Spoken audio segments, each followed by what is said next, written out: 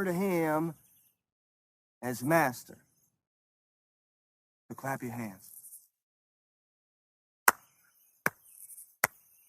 Like this. Come on. Come on now. Clap your hands.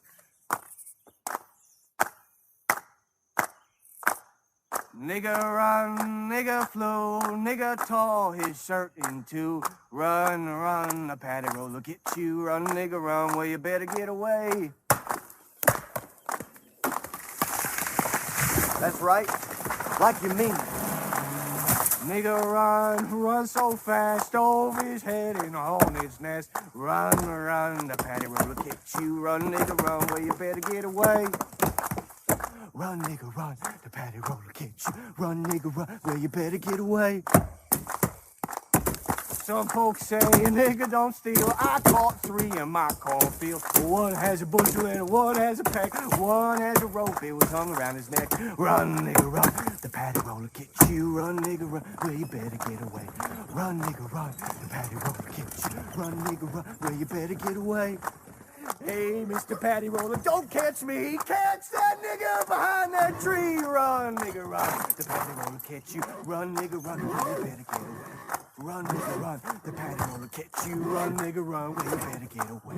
Run, nigga, run. The Patty Roller catch you. Run, nigga, run. Well, you better. Cinemação, o seu podcast sobre cinema. Acesse nosso site cinemação.com. Cinemação.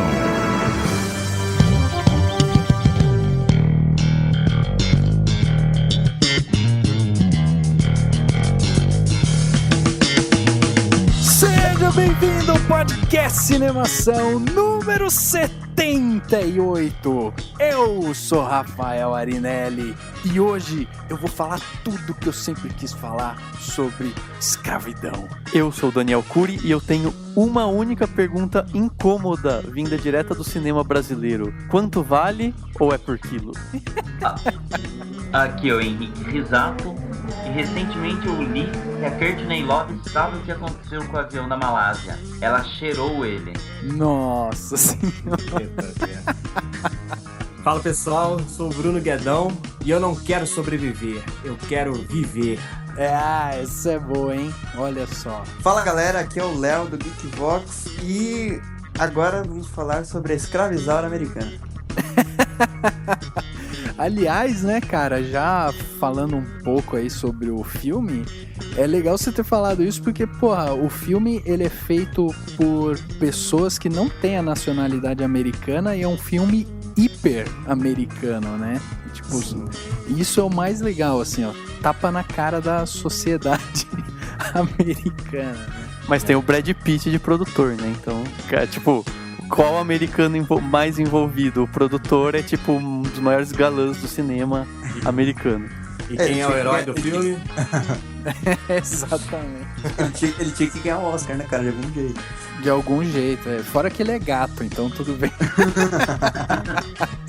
Muito bem, hoje vamos falar sobre 12 anos de escravidão. Reunimos aqui amigos da podosfera para conversar sobre 12 anos, porque achamos que esse é um tema, um filme que levanta um tema muito interessante para ser discutido com mais de 3 pessoas, né? Então a gente reuniu todo mundo e vamos falar sobre justamente 12 anos de escravidão.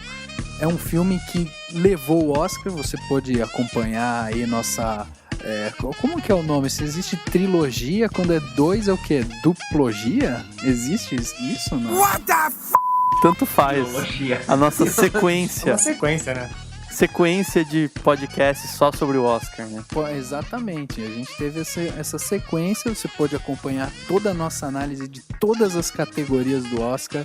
12 anos de escravidão levou o melhor filme e hoje vamos falar então sobre ele. Vamos então pro quadro Repercussão. Agora no Cinemação. Eu começo então. Repercussão. E eu me surpreendi com o filme. Repercutindo o que rolou durante a semana. Repercussão.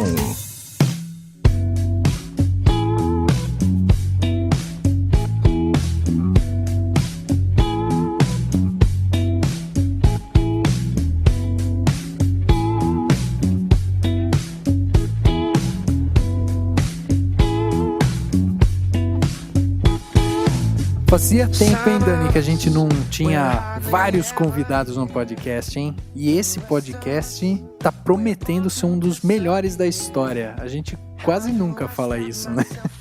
Não, a gente quase nunca fala, porque, enfim, tem horas que eu acho que vai ser o pior da história, brincadeira.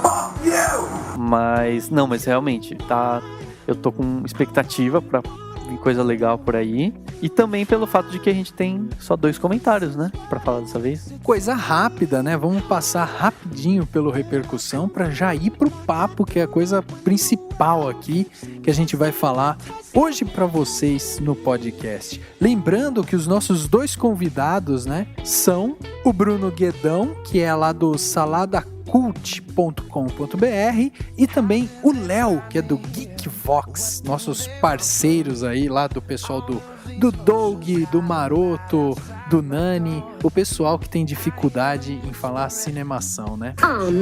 Mas tudo bem, a gente compreende aí que às vezes, né, não é um trava-língua a cinemação, não é, Dani? É porque o parênteses, ele tem um charme que dificulta a compreensão, mas é pra isso que ele foi criado.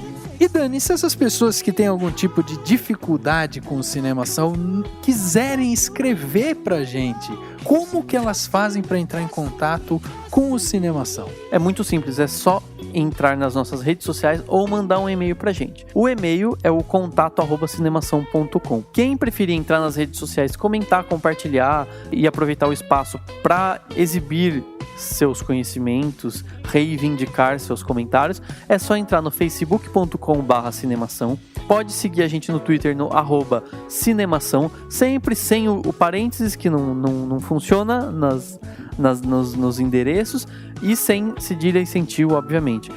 Quem quiser pode seguir a gente no Twitter, que é o @DanielCuri com Y, e o @Arinelli com 2 L's. Quem quiser pode seguir o Henrique também, que é o @Henrique Risato com 2 T's. E quem quiser seguir a gente no Cinemação é o instagram.com/cinemação, ou simplesmente o @cinemação lá no Instagram, com fotinhos da gente de vez em quando. E se você ainda não percebeu, ou se você percebeu, né, o Henrique não está aqui com a gente. Por que ele não está aqui com a gente? Se você escutou o começo do podcast, você já percebeu que ele está via Skype. Então, ele não vai gravar o Repercussão hoje, né? O Henrique tentou dar a volta na gente, mas o Henrique não escapará do Cinemação. Ele ficará no Cinemação eternamente. I will make them pay for what they've done. 12 anos é pouco pro Henrique. 12 anos de escravidão no Cinemação pro Henrique. Depois vamos ver se ele vai se defender disso, se ele escutar o podcast. Próximo podcast a gente nem comenta sobre isso pra ver se ele escutou alguma coisa. Dani, o que você trouxe de bom de comentário aí pra gente nesse podcast? Cara, surgiu um comentário do Florencio Picado por meio do Facebook, lá na entrevista exclusiva que eu fiz com o dublador, na verdade com o dublador que acabou não dublando o Frozen, né? E aí ele comentou o seguinte: incrível é a falta de consideração com os artistas no país. Fiz uma busca para saber quem canta essa música em português, se referindo ao Let It Go, né, provavelmente, e só sei que é o nome do Fábio Porchat, como se o Olaf, boneco de neve, fosse o protagonista do filme. Sei que é marketing do filme, mas até em sites de crítica de cinema não existe nenhuma menção dos dubladores do filme. Para terminar, o nome da dubladora de Elsa no Brasil é Tarin Spillman. Então ele já dá o nome da dubladora da personagem principal do Frozen, e ele coloca: eu achei a ficha com os nomes aqui, e deu um link que tem toda a ficha dos atores que dublaram o Frozen em português. Eu achei bem legal, realmente existe uma falta de consideração, uma falta de valorização do dublador. E acima de tudo, eu acho que esse debate sobre o filme dublado, o filme legendado, eu acho que ele precisa permanecer para as pessoas entenderem que é muito além do simplesmente traduziu e alguém colocou a voz em cima e tá tudo bem, ou isso é horrível. O debate é um pouco mais complexo.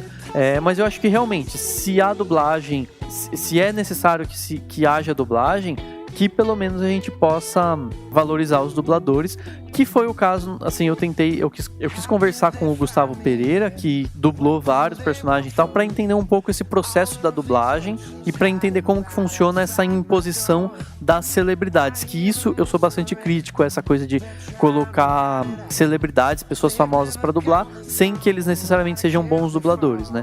Isso eu acho complicado. Mas, enfim, eu achei bem legal, eu agradeço o Florencio por ter comentado e espero que esse debate permaneça. Vamos inclusive colocar, né, o link que o Florencio mandou pra gente, porque é um link bem interessante, né? Então a gente coloca aí no corpo do post aí do podcast e você vai poder acompanhar. Aliás, Dani, esse post, né, que você escreveu aí com a entrevista com o Gustavo é hoje um dos mais comentados, né, justamente porque rola ainda essa polêmica sobre a dublagem e tal, e eu acho que foi muito interessante. Então, vou fazer aqui um pedido público para que você tente entrar em contato com o Gustavo e ver se o Gustavo topa gravar um podcast com a gente para falar justamente sobre a dublagem. Você vai fazer isso, Dani? Não consegue, né? Depois de deixar registrado em áudio, claro que eu vou. Pode deixar. Legal! Eu tenho um comentário aqui que é do Sérgio Cavalheiro. Olha, Sérgio Cavalheiro é um cara super gentil e querido por todos. Ele, quando escreve, fica sempre com o dedinho da mão ereto para escrever, de tão chique e cavalheiro que ele é. Eu li o comentário do Florencio Picado, preferi não fazer piadas com o sobrenome dele. Viu, Florencio, se você estiver ouvindo, eu achei curioso o seu sobrenome, mas eu também não tenho um sobrenome... Eu tenho um sobrenome que muita gente me zoa de vez em quando, então por isso que eu respeito de todo mundo, diferente do Rafael. You want the truth? You want the truth? You can handle the truth! Aliás, Florencio, o seu sobrenome aí, Picado, né? Ele tem que tipo de origem? Será que é italiana? Deve ser, né? Porque lá eles comem muito.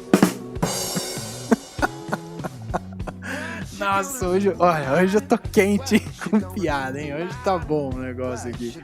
Muito bem, o meu comentário é do Sérgio Cavalheiro e ele escreveu no post 10 coisas que você não sabia sobre Scarlett Johansson. E ele escreveu o seguinte: sempre gostei de super-heróis, mas a Scarlett Johansson como Viúva Negra matou a pau. Ela é uma mulher linda, sexy, com um rosto e corpo que faz qualquer homem babar. Hau, hau, hau, hau, hau, hau, hau. Esse foi o comentário do Sérgio Cavalheiro. Você pode perceber, pela minha leitura, como ele foi gentil.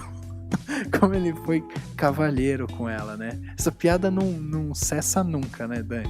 Não, eu tô perdendo o poço de piadista pra você, né, Rafa? Pelo jeito. Cara, pra quem não sabe, a Scarlett Johansson, ela ganhou aí, ou ela ganha, né, com uma certa frequência, o prêmio de melhor mulher, eu ia falar. Ela ganhou o prêmio de mulher mais sexy do mundo, né? E é óbvio que quando foram fazer os Vingadores e, sei lá, pensaram em uma Viúva Negra, eles queriam ter uma mulher que fosse muito sensual, assim, e chamaram a Scarlett Johansson. Eu acho que ela é uma mulher bonita que atua, né? Não é uma atriz que é uma mulher bonita também, entendeu? Ela é uma mulher bonita que atua e ponto, assim, tipo, todos os papéis dela que você vê no cinema, desde, sei lá, os filmes que ela fez lá, Match Point, do Woody Allen, por exemplo, que é um filme que ela tá como a protagonista. Eu acho que a Scarlett Johansson ela é muito singular, assim, nas interpretações dela e tal. Então, tipo, virou uma mulher bonita, entendeu? Você concorda ou não? Eu acho que ela é tão bonita, tão linda, tão maravilhosa que ela pode fazer o que ela quiser da vida dela. I am so paralyzed! Mas, enfim, eu acho assim, ela não pode não ser um gênio atuando, mas ela atua bem, na minha opinião. E o que eu mais tenho o que eu mais gosto dela é que ela é uma mulher de verdade. Você vê que ela não é aquela pessoa, tem muita mulher famosa hoje em dia que precisa de efeito, precisa de maquiagem, precisa de silicone, precisa ficar ela não, ela tem um corpo de verdade, ela tem, tipo, já vi foto dela assim na praia, né, tipo, normal. Ela tem um corpo normal, ela é linda, tem um corpo bonito, mas é um corpo que tem a beleza da imperfeição que eu admiro muito. Então, deixo aqui os meus parabéns pra Scarlett, que inclusive vai ser mamãe em breve. Parabéns pro pai da criança, mas parabéns pra ela também por ser mamãe. Senti um pouco de decepção sua na voz, tipo... Ah, ela vai ser mãe. Tipo, perdi minha chance. Cara, e pra quem não sabe, ela tem um meme muito legal na internet, que é ela caindo, né? Tipo, ela tropicando e caindo, assim. Tipo, meu, tem um meme ótimo na internet dela, assim. Aí sabe quando pega aquela posição da pessoa caindo, tipo, uma posição ridícula, e daí eles encaixam a foto em vários lugares, assim. Meu, é esse o meme, é muito engraçado. Se eu achar, eu coloco no post também.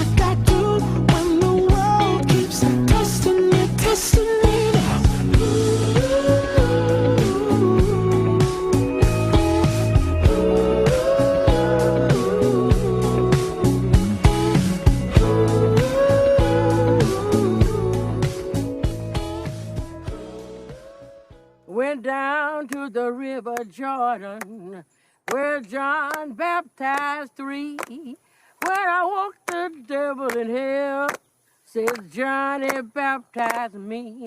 I say, roll, Jordan, roll. Oh, now roll, Jordan, roll. My soul arise in heaven, Lord, for the year Jordan roll.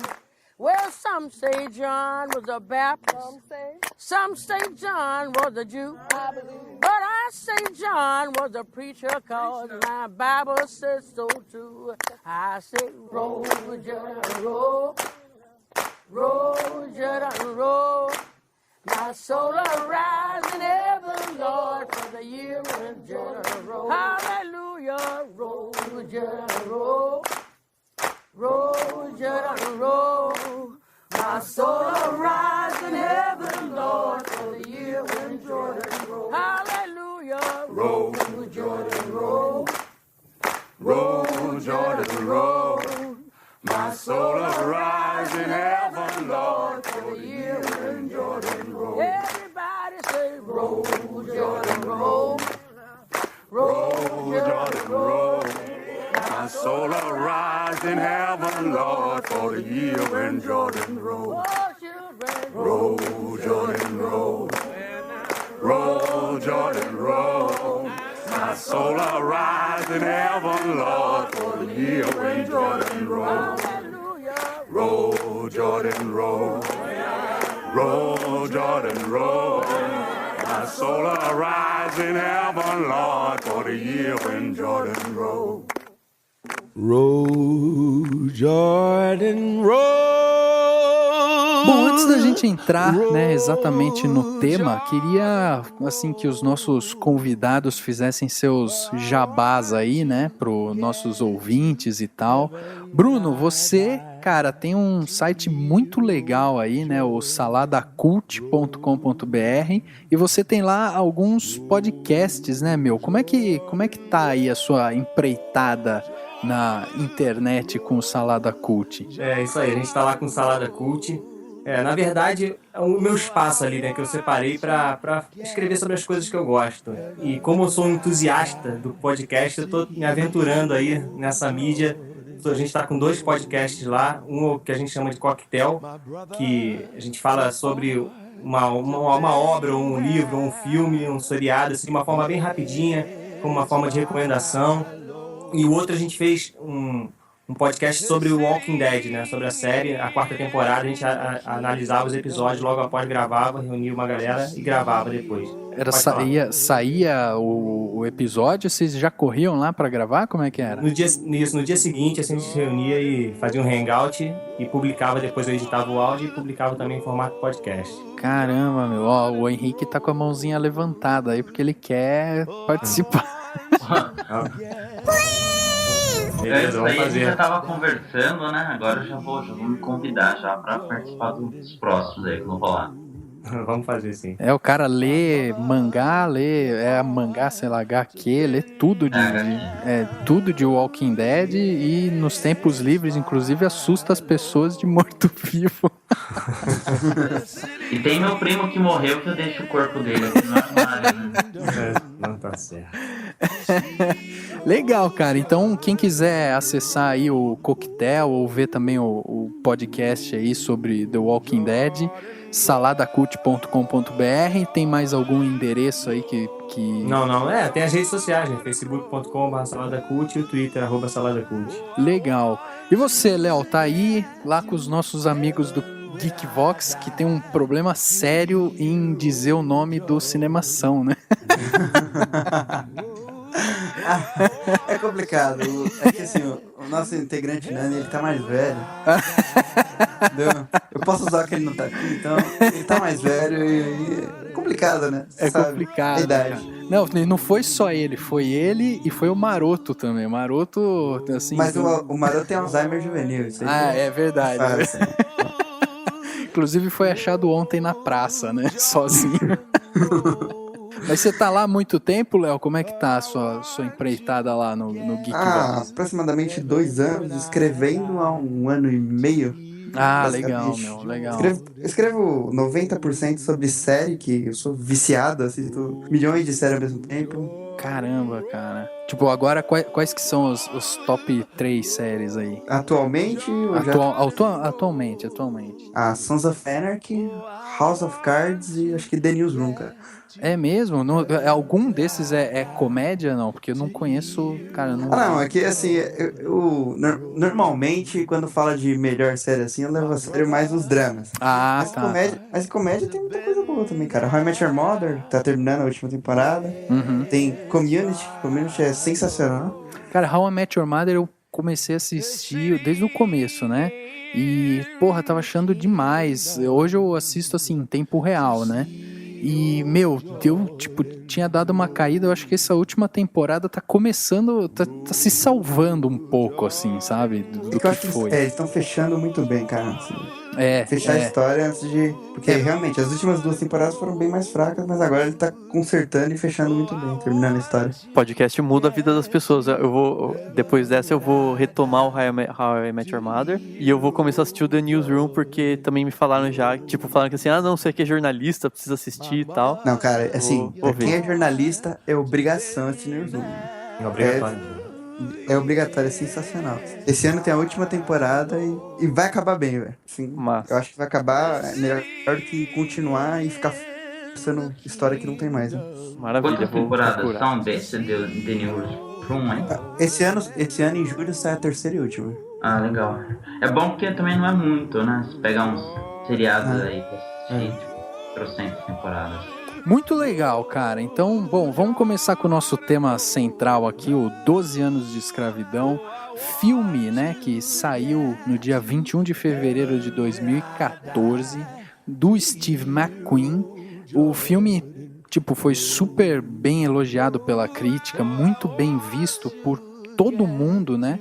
E, além de tudo, ganhou ainda mais notoriedade agora no último Oscar, quando levou o Oscar de melhor filme, né? É um filme que trabalha muito, muito com o preconceito, é um filme que chegou justamente para, dar um tapa na cara da sociedade mesmo, um filme que eu diria bastante cru. E aqui todo mundo que está participando viu o filme. Então, meu amigo, se você está escutando o podcast, vai ter spoiler. Então vai ter aqui agora o alerta de spoiler. E você fica esperto, porque a partir desse momento, tudo que for falado pode te levar aí a conclusões não antes pensadas, né? Na verdade, Rafa, você errou um pouquinho. Você falou que foi muito bem recebido por todo mundo, mas não foi bem recebido pelo André Forastieri, que não assistiu.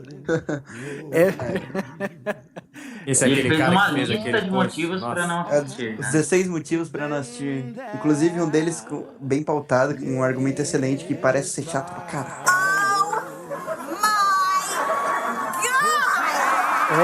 Não, por aí. É um argumento pior que o outro, assim. Eu até pensei assim, dependendo de como for, a gente pode, tipo, só ir rebatendo os argumentos, assim, já fica divertido, né? Mas é legal esclarecer, né, para as pessoas que não sabem que esse é um blogger que resolveu escrever uma lista de motivos pelo qual não se deve assistir 12 anos de escravidão, sendo que ele mesmo não viu o filme, né? Então, tipo, o cara... todo mundo caiu de pau em cima desse cara. Eu acho que a intenção do cara era essa, né? Não tinha outro motivo pro cara fazer isso. Cara, eu acho que assim, a babaquice não é você falar algo mal do filme. É você falar de algo que você não viu, velho. É muito... Eu acho assim... É muito querer realmente, como você falou, chamar a atenção, sabe? If you're gonna get mad at me every time I do something stupid, then I guess I'll just have to stop doing stupid things. Porque, tipo, uma coisa é você fala assim, não tô afim de ver esse filme. Todo mundo tem o direito de não querer ver um filme. Não importa se todo mundo tá gostando, não tá, foda-se. Mas daí ele faz isso, e fora que ele tem um histórico, assim, eu até cheguei a escrever sobre ele. Tipo, o André Forastieri, eu lembro dele da época da revista Herói. Não sei se todo mundo leu e tal, mas a revista era super legal, assim. E o cara dessa história, não sei se ele chegou a ser fundador, mas ele participou da editora Conrad lá nos primórdios e tal. Então, e o cara, assim, ele tem uma importância na área do jornalismo de cultura pop e jornalismo cultural e tal. Então, ele tinha que ter noção até da responsabilidade dele. Ele tem uma certa responsabilidade. Todo crítico e jornalista que chega num certo nível, o cara tem uma certa responsabilidade. Ele tem que tomar cuidado com o que ele escreve, né? Fora que, cara, a minha senhora, como eu gosto de chamá-la, a minha senhora virou e não quis assistir, por exemplo, Amor, aquele filme francês sobre o casal que vai nos seus últimos dias e tal, né? E eu perguntei pra ela, por que você não quis assistir? Não, eu não quero assistir filme super, hiper, mega triste, sair do cinema depressiva e tal, então não vou assistir. Beleza, entendeu? Agora, fazer uma lista de motivos, e ainda ter visto publica, o filme, cara, não, pelo amor de Deus, né? Mas eu acho que o cara atingiu o objetivo dele, né? Tipo, sem dúvida. Eu me neguei a compartilhar, né, cara, esse link. Tá? Eu acho que o grande erro do pessoal foi ficar compartilhando o link. Você comprar a briga, né, velho? Quando você comprar a briga, velho. Quando tem alguém que tá assim, querendo comprar a briga, o melhor é você ignorar, tá ligado? Exatamente, cara, concordo. Porque a pior que combater é a indiferença, velho. É indiferente, passa direto, sabe? Se não tivesse nenhum acesso, ninguém entrasse, ninguém comentasse. Falou merda, fica quietinho aí, pronto, sabe? Tipo, acabou, mas... Não, o Pablo Vilaça, inclusive, né, escreveu no Twitter dele e tal, e o Pablo Vilaça também é hiper conhecido e tal, então, cara, o cara ganhou força aí, né? Ele ganhou o nome, né, cara? Exatamente. Eliza. Stop, you're waiting! You let yourself be overcome by sorrow, you will drown in it. Have you stopped crying for your children? You make no sounds, but will you ever let them go in your heart? They are as my flesh. Then who is distressed? Do I upset the master and the mistress? Do you care less about my loss than their well-being? Master Ford is a decent man. He is a slaver. Under the circumstances. Under the circumstances, he's a slaver. But you truckle at his boot. No. You luxuriate in his favor. I survive. I will not fall into despair. I will offer up my talents to Master Ford. I will keep myself hardy till freedom is opportune. Oh, Ford is your opportunity? You think he does not know that you are more than you suggest, but he does nothing for you. Nothing. You are no better than prized livestock. Call for him. Call. Tell him of your previous circumstances and see what it earns you, Solomon. So you settle into your role as Platt then? My back is thick with scars for protesting my freedom. Do not accuse me. I accuse you of nothing. I cannot accuse. I have done dishonorable things to survive, and for all of them, I have ended up here.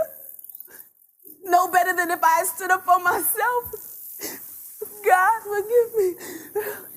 Solomon, let me weep for my children. O filme, o 12 Anos de Escravidão, apesar dele não ter gostado, muita gente gostou.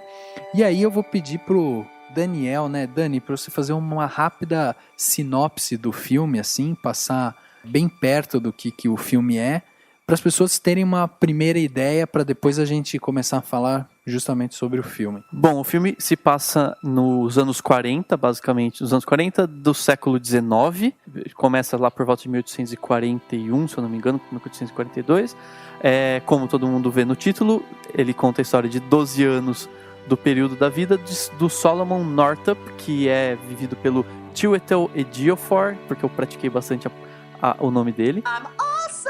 O Solomon, ele é um homem livre, só que ele vive nas proximidades de Nova York, ele é negro e em um determinado momento ele é raptado, acorrentado, pegam todos os papéis, toda a documentação, levam ele para o sul dos Estados Unidos, que ainda na época ainda era escravagista e tinha todas as lavouras e tudo mais, e ele é vendido como se fosse um escravo. E daí ele passa durante 12 anos como escravo entre principalmente dois donos, né, dois proprietários de escravos. Conta toda essa trajetória de sofrimento e de tentar de alguma forma voltar para a família dele e para a casa dele lá em Saratoga, que era próximo de Nova York, já no norte dos Estados Unidos, onde assim ainda existia a escravidão, mas era mais desenvolvido e não existiam tantos escravos e já tinha muitos negros livres na época. Eu acho que a primeira coisa que a gente pode dizer sobre esse filme é que ele tem aí um cunho totalmente diferente de outros filmes de escravidão, né? Porque se a gente pegar na história dos filmes que tratam sobre escravidão, principalmente a escravidão racial, a gente vai ver aí a maioria dos filmes mostrando a trajetória do herói até ele se libertar de alguma maneira daquilo, né? E o 12 Anos de Escravidão conta justamente o processo oposto. Ele mostra alguém que é livre e acaba sendo presa, né? E aí todas as tentativas dele de, assim, todo o processo por qual ele passa ali dentro. Então acho que esse é o principal motivo, né? A principal motivação que o filme traz. E tem ainda um filme que se passa em 1841 por aí, e você tem ali, depois de 20 anos que conta a história do filme, você tem a Guerra Civil Americana, que foi uma das guerras mais sangrentas e horripilantes que a humanidade já viu, e que tinha também essa questão da escravidão embutida ali. Então é um filme que ele trabalha muito com essa parte humanitária, né? O que é que o homem fez com a sua própria história, né? É um filme que, dá um tapa na cara de todo mundo. Queria saber então aqui dos nossos convidados, já jogar a primeira pergunta na mesa. Vocês assistiram o filme e tal, e aí? Acabou o filme, acenderam as luzes. Qual que foi a primeira sensação de vocês, assim, ao ver o filme? Bem, eu assisti esse filme depois dele já ter sido eleito o melhor filme, né, no Oscar. Então eu cheguei com uma expectativa muito alta. Eu confesso que quando acabou o filme, eu não senti assim como se ele tivesse merecido o prêmio de melhor filme, né? Agora depois, com o passar do tempo, ruminando aquela coisa na minha cabeça, eu acho que sim. Hoje eu pensando sobre o filme, eu vejo que sim, ele foi merecido, mas mais por causa da importância do filme do que pelo filme em si. Como você falou, ele aborda uma questão da escravidão que eu nem sabia que existia uma coisa desse tipo, de negros que eram capturados no norte e eram escravos levados para o sul para ser vendidos. Isso aí eu nem sabia que existia essa prática. Então ele traz essa abordagem diferente, como você falou, do usual, né? Que é o negro que já nasce escravo ou que é trazido da África. Apesar de não existirem muitos filmes sobre escravidão, também vale a pena a gente falar isso, né? Não são tantos filmes sobre escravidão. Existem muitos filmes sobre a questão do racismo, da segregação racial. Isso sim existe, mas sobre escravidão a gente pode contar talvez nos dedos, cara. Não são tantos assim. E, cara, em termos, sei lá, de 2 anos, pelo menos, eu acho que esse é um tema que está sendo mais batido nos Estados Unidos, né? Porque você teve o Django ano passado, você teve esse ano o Mordomo da Casa Branca, que é um outro filme que mostra também toda a parte de, pelo menos o preconceito racial, né? Então parece que isso ainda é uma ferida aberta lá dentro dos Estados Unidos. Muito forte isso. Cara, eu acho que Lincoln, né, Rafa? Exatamente, o próprio Lincoln, exatamente. Eu acho que uma prova desse... a guerra, né? Pra acabar a guerra e por que eles queriam? O Sul tinha que abolir a escravidão e daí isso daí seria o eficaz para acabar a guerra da secessão americana, né? Acho que a prova dessa cicatriz que ainda existe no povo é a confusão que deu no filme Django por repetir tantas vezes a palavra nigga. É verdade. Porque assim, a partir do momento que aquilo ali repercutiu tanto, você vê que ali existia muito racismo. Quando foram entrevistar o Samuel Jackson, falaram assim, não fala muito a palavra N, ele, que palavra? Pode falar. Porque não existe, ainda existe muito esse debate assim, pode falar, não pode falar, até que ponto é ofensivo ou não colocar isso no filme, porque isso ainda é uma cicatriz pra eles. Esse cara ficou muito marcado, né? E diferente do resto por exemplo, do Brasil, da escravidão que aconteceu no Brasil, lá ocorreu essa coisa da segregação racial, né? O que não aconteceu aqui. Lá os negros não existia mais a escravidão, mas existia a segregação, ou seja, os negros não podiam entrar no mesmo ônibus que o branco, tinha lugar separado, isso tudo já era depois da escravidão. Isso não existia aqui no Brasil. Então, que nem tem bairro que, tipo, 90% da população negra, bairro 90% da população branca. Exato. Na verdade, eu acho que assim, se a gente levar a discussão, trazer para o Brasil, eu acho que é muito interessante até a gente falar, porque no Brasil também é uma ferida super complexa, só que como no Brasil a escravidão foi abolida e tipo, enfim, a história é muito parecida, mas ao mesmo tempo muito diferente, mas a partir do momento que ela foi abolida e os negros passaram a formar às vezes algumas comunidades, grupos, ou simplesmente foram viver, né, em lugares muito pobres, ela se disfarçou de preconceito social, né? Então no Brasil existe uma confusão muito grande com essa coisa do preconceito contra o negro e o preconceito contra o pobre, porque é meio que... Nos Estados Unidos também é muito assim, se você for analisar as pessoas mais pobres dos Estados Unidos, vai ter não sei se maioria, mas uma grande parcela de negros, assim como no Brasil. Mas no Brasil é complexo isso, porque no Brasil... Aqui é mais associado a essa questão da pobreza mesmo, né? Lá é a questão da raça mesmo. Exatamente, é mais associado à questão da pobreza, mas tem muito racismo também no Brasil. E às vezes eu acho que no Brasil é até pior, justamente porque não é escancarado, né? É tudo muito velado, muito, sei lá, tem muita gente fingindo por aí. É que não tem muita repercussão, né, o assunto de racismo no Brasil hoje, assim. Você não tem tanta repercussão. Você sabe que existe, se você parar a pensar, que nem você falou, existe sim, isso aqui é aquele negócio meio escondido, de certa forma, vai? Exatamente. Na sociedade no geral. Exatamente, e aí justamente fica difícil até de debater, né, no Brasil, porque fica essa, não sei, é tipo um ranço.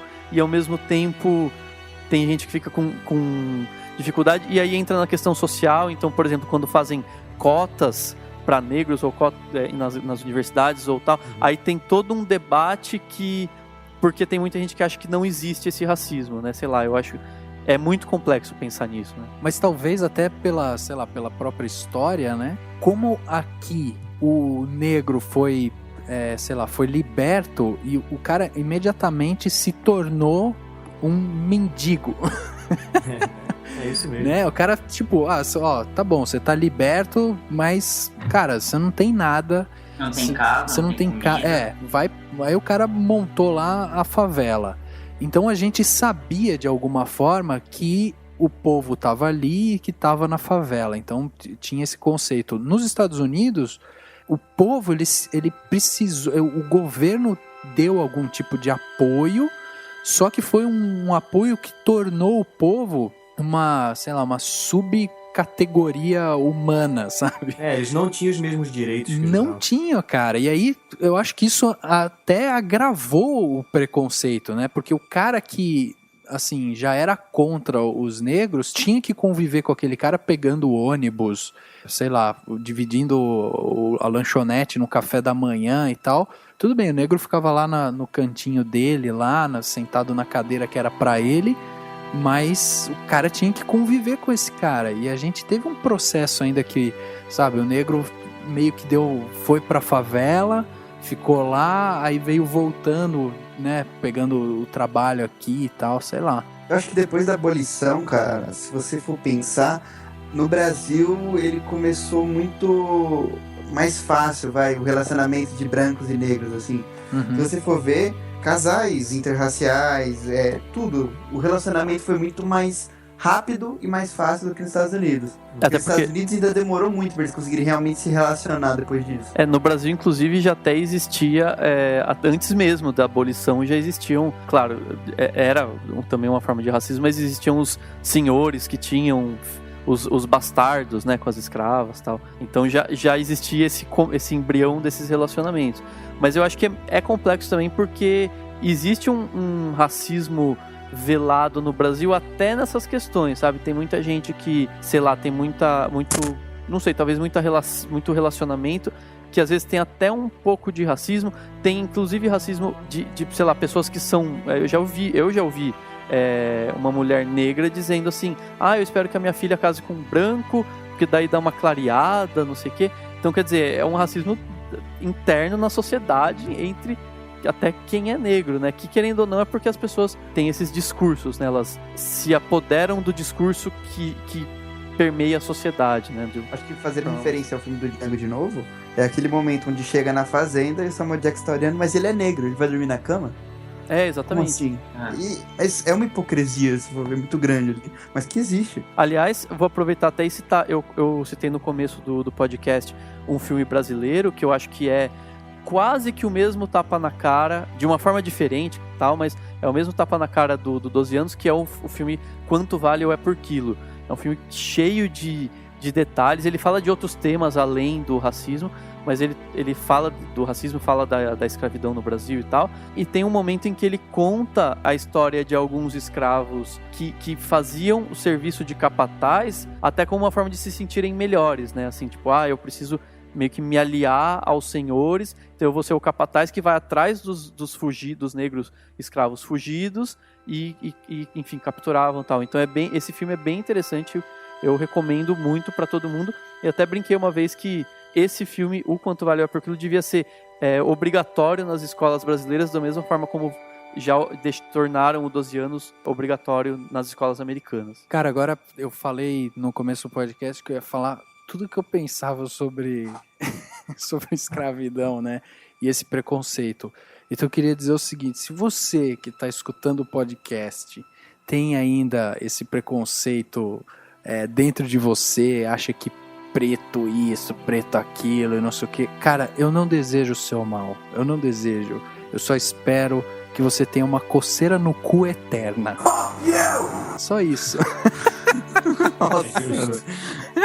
Daquelas de criar ferida, de você ter que coçar com a unha. Só isso, cara.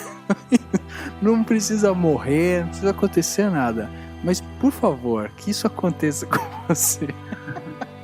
Cara, uma coisa que me impressiona muito é que a gente tá falando de uma história muito recente, né? É uma muito, coisa menos cara. De 200 anos aí, cara. É Exatamente. Muito perto da gente, assim. Exatamente. E assim, a gente não pode também acreditar que... Assim, na verdade, assim, a gente tem que acreditar que isso perpetua até hoje, né? A gente vê... Eu gosto muito de futebol. Cara, você vê isso acontecendo no futebol. O caso do Tinga, por exemplo, foi esse ano. Exatamente. E é algo que a maioria lá é negra. Estava chamando Tinga de macaco. Exatamente, cara. Uma coisa tão ignorante, né? That's it. They're not looking in his direction. Continue on. That's it. Found him, master. Brought her back just as instructed. What'd you just now tell her? What'd you say to Bets? No words were spoken, none of consequence. You're a liar. You damn liar. I saw you talking with her. Tell me. Cannot speak of what did not occur. Oh, Black, bro! Master! You come here. Master, I said come here! I brought her back just like you. Come here! Master! Master! got it, just as instructed. That's out. Stay away from Pat's boys.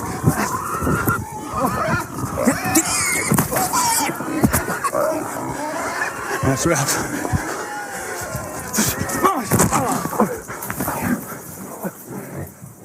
A gente pegando a história do 12 anos de escravidão, a gente tem ali como personagem principal os Solomon, que o filme na verdade foi baseado num livro, né? E quem tava lá dirigindo o filme, inclusive, era o Steve McQueen. Eu tava com a minha bandeira esticada lá, minha camiseta I Love Steve McQueen. Eu tava torcendo por ele no Oscar, porque eu realmente queria ver o primeiro diretor negro recebendo o Oscar, né? Mas eu acho que o fato deles terem dado o Oscar para um filme que já tem esse cunho e dar o Oscar de melhor filme, meio que englobou ali também a parte de direção, de roteiro e tal, né? Então ele meio que é como se melhor filme abraçasse um pouquinho cada categoria, né? Mas vamos combinar, assim, só voltando no debate do Oscar, vamos combinar que precisavam também dar um Oscar pro Alfonso Cuarón pelo que ele fez, né? Então, acho que ficou essa divisão.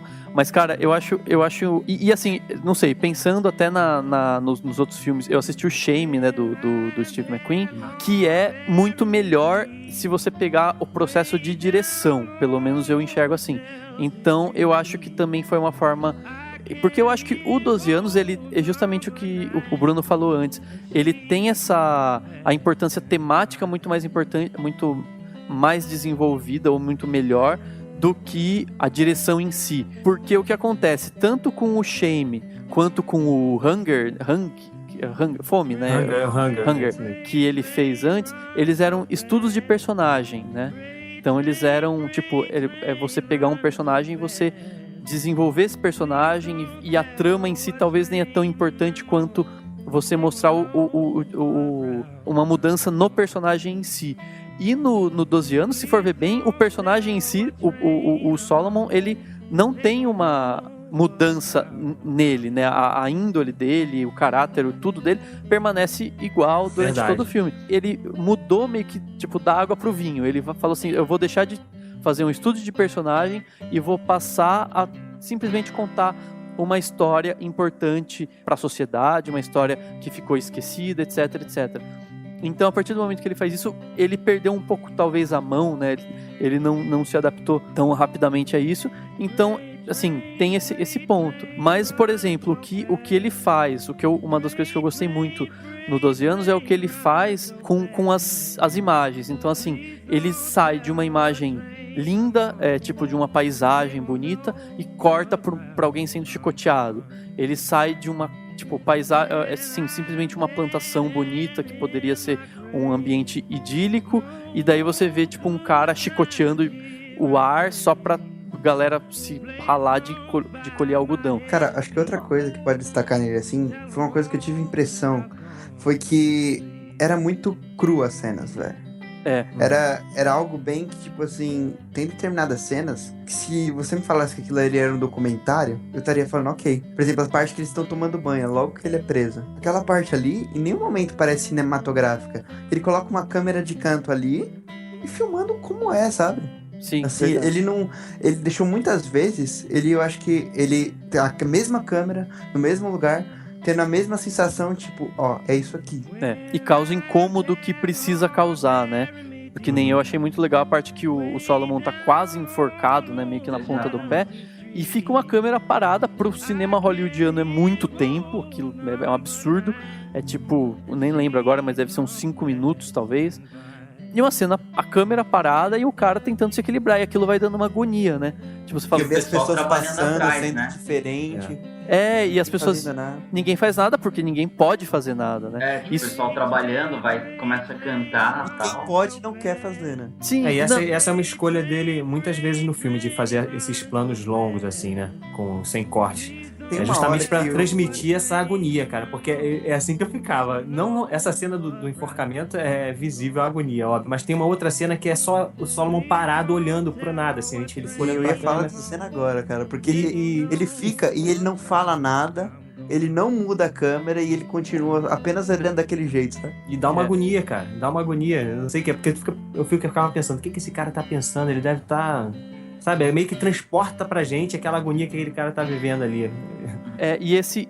E somando essa cena dele olhando pro nada, que é do tipo, não tem o que fazer, né? Com aquele o momento e vários momentos em que tem gente sendo sofrendo e os outros escravos ou pessoas passando como se nada tivesse acontecendo, eu acho que isso reforça também a dificuldade que todos os escravos tinham pra sair daquela situação. Não tinha como, tipo, o cara tentava fugir, ele ia morrer ou ia, sei lá, se ferrar mais ainda. Se a pessoa tentasse fazer qualquer coisa, ou se eles tentassem, tipo, fazer um motim, por exemplo, né, que existia um certo medo de todos os donos de fazendas, tal, de todos os senhores e tal. Se tentassem fazer, eles iam se ferrar de alguma forma, porque tudo era contra eles. Então, por exemplo, quando o pessoal critica que teve que ter um branco, no caso o canadense, que era o Brad Pitt, pra salvar, pra ir lá e buscar a salvação, né, o socorro pro Solomon, tipo, é uma forma de mostrar assim, a situação era tão absurda que tinha que ser alguém de fora, né?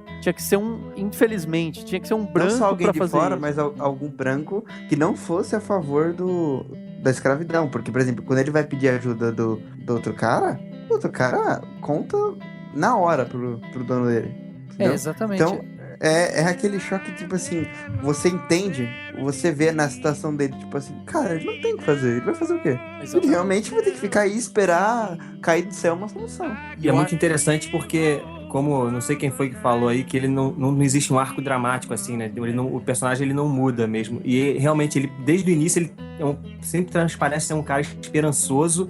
E eu acho que em nenhum momento do filme ele perde essa esperança, né? E isso passa bem pra gente, assim. Eu tive essa impressão de que ele em nenhum momento perde a esperança. Eu acho que o que dá pra perceber é que a esperança dele murcha, né? Ao decorrer do filme, assim. Por mais... Ele começa muito esperançoso, achando... Inclusive, aquele diálogo que ele tem com a escrava que tá chorando porque foi separada dos filhos, né? Que ele tá na fazenda do Benedict Cumberbatch, né, o Ford, né, o personagem Ford. O diálogo dele com ela é um diálogo esperançoso, né, porque ele vira pra ela e fala, meu, para de chorar, você vai atrair a atenção pra gente e eu vou sair dessa, eu vou, assim, agradar o chefe aqui, sei lá, porque eu vou sair dessa, uma hora ou outra isso daqui vai acabar. Só que até o final, quando ele muda pra fazenda do Edwin Epps, que é o personagem do Michael Fassbender, né? Ele ali já dá uma murchada, assim, né? Porque ele já percebe que, puta, tá muito difícil. Aí é traído pelo branco eu acho filho pelo tempo também, né? Que ele passa 1 ano, passa 2, passa 3, aí o 12, cara vai... E pelo fato do... Não, cara, o cara no 10º ano não tem mais, assim, aquela esperança que ele tinha quando foi preso, né? Claro. Essa é uma crítica que eu faço ao filme, assim, isso não fica muito claro, né? Quanto tempo ele já estava escravo quando ele passou do Benedict Cumberbatch pro Fassbender ali? Não dá pra saber quanto tempo. Eu acho, assim, a minha opinião, eu pensei nisso também, mas depois eu parei pra pensar e, assim, se você for ver na visão dele, ele não tem noção de dia ali, cara. É interessante. Ele não tem noção de quanto tempo tá passando, se ele tá preso há 1 mês ou há 6 meses, sabe? Ele é tipo assim, ó, o próximo dia, amanhã, acordar, a mesma coisa que eu vou fazer. Interessante, de repente foi uma decisão proposital, então, né, da eu vejo uma decisão. Eu acho que a única coisa que poderia ter mudado é os aspectos físicos dos outros personagens. Nem dele, porque dele acho que até muda, o cabelo fica até um pouco mais grisalho e tal, mas dos outros personagens em volta dele eu não senti muita mudança realmente. É verdade, mas eu acho que eu também pensei nisso, assim, acho que a ideia foi também mostrar, assim, o como pra ele não mudou nada, e assim, até uma forma de uma metáfora da própria escravidão, assim, não interessa quanto tempo durou, né, o período de escravidão, se durou 100 anos, se durou 5, se durou 200, se durou 2000, não sei, não interessa, é a partir do momento em que você transforma um ser humano num objeto, num animal de carga, isso é uma monstruosidade que não interessa se você fez durante alguns anos ou muitos anos, entendeu? O que reforça essa ideia é quando ele sai e ele encontra, a filha dele já tá casada e ele já é avô, sabe? Então exatamente. lá fora, a vida continua, cara, assim, os 12 anos. Mas pra ele, é como se a vida tivesse parado e ele ficasse ali estagnado durante 12 anos até ele conseguir voltar pra vida dele. Inclusive com o pedido dele de desculpa, né? Pelo jeito que ele tá vestido e tal. Quer dizer, parece que o cara saiu, foi até a esquina e voltou, né? Depois de 12 anos e tal. Mas logo que eu acho que ele nem foi vendido ainda, quando ele tava com aqueles 2 caras que ele vai beber, a primeira coisa que eles fazem que os escravagistas fazem é tirar a identidade dele. Começa exatamente. A dar bater, e daí o outro, ele vai lá, ele fica pra ser vendido, né? O cara fala, qual que é o seu nome? Daí ele chamou um nome qualquer. Aí falou, não, seu nome é esse agora. Exatamente, O cara bater nele, né? O cara fala assim, você veio da Geórgia. E o cara bate nele até ele falar, ok. Exatamente. Ele realmente não tem o que fazer. E acho que alguém falou aí no começo, eu também não tinha ideia. Eu nunca imaginei que isso poderia acontecer, sabe? Eu nunca tinha imaginado essa hipótese. O negro, a única prova que ele tinha que ele estava livre eram os documentos que ele tinha. Exatamente. Era onde ele tinha as pessoas, onde ele convivia. A partir do momento que você tirou ele daquele ambiente, levou pra outro e tirou os documentos dele, ele é apenas mais um escravo. É interessante quando ele tá preso lá logo no início, o cara, ele fala isso, né? Eu sou livre, você quer ir? O cara fala, então me prova. Isso é fácil a gente resolver, mostra seus documentos. Aí os caras já não tinham mais, então você não tem documento, você tá preso. E a força, não sei, eu vejo, é fundamental, assim, a força que dá pro filme, o fato de ele ser mostrado antes livre. Tipo, ele com os filhinhos, né, casinha, tal, feliz e tal. Isso dá um impacto muito mais forte do que, por exemplo, lá no Amistade, que o cara, tipo, sempre foi escravo, né? É mais ou menos o mesmo tipo, eu acho que de proximidade que cria com o espectador, se você pegar o exemplo do Gladiador, por exemplo. Tipo, ele foi...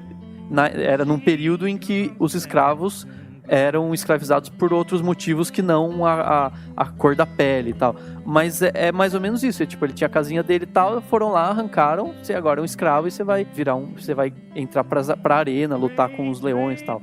Então, eu acho que é mais ou menos isso. Você vê a vida antes e aí você percebe o peso que tem essa transformação. Querendo ou não, assim, a gente sabe o absurdo que era a escravidão, mas mesmo ele sendo negro naquela época, ele não merecia. Então ele foi praticamente duplamente escravizado, sabe? Exatamente.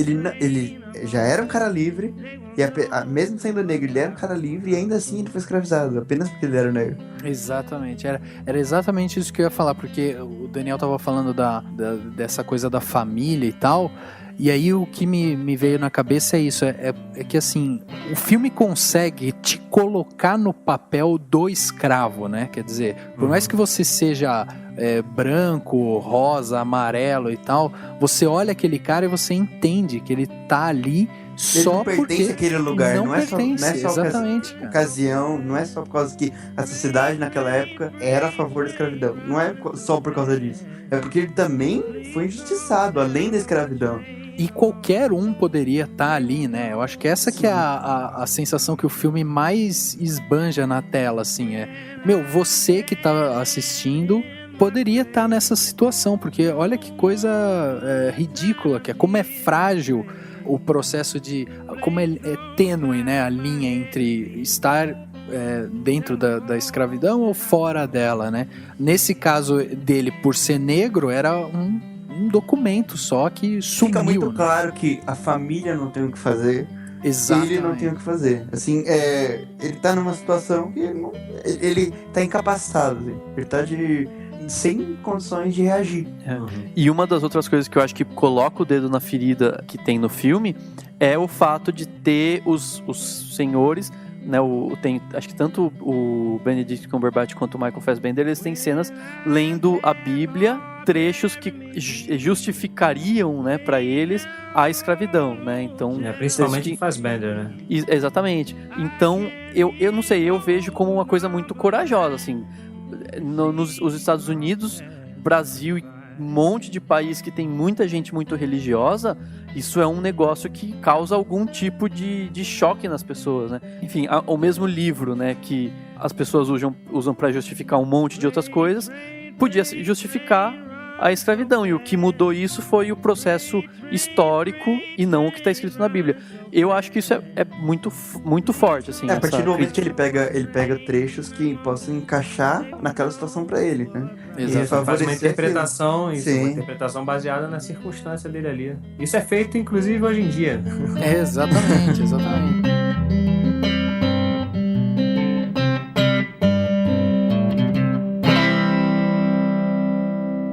Take comfort, Patsy. Good Lord will manage us. In his own time, good Lord will manage them all. The curse of the Pharaohs are a poor example of what wait for the plantation class.